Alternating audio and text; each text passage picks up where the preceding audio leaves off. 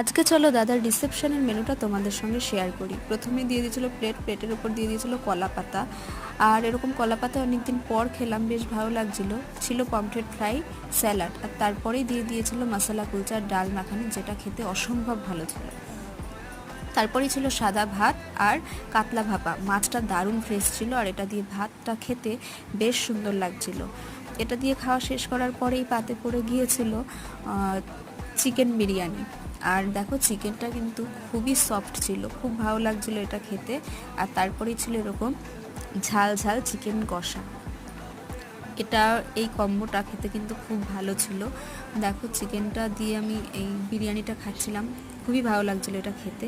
আর তারপরে ছিল আমের চাটনি, তার সাথে ছিল পাঁপড়, আর ছিল এখানে ভাপা সন্দেশ, আর সব শেষে ছিল লট চমচম। ভাপা সন্দেশটা খেতে কিন্তু দারুণ ছিল, আর সবার শেষে ছিল একদম পাস পাস।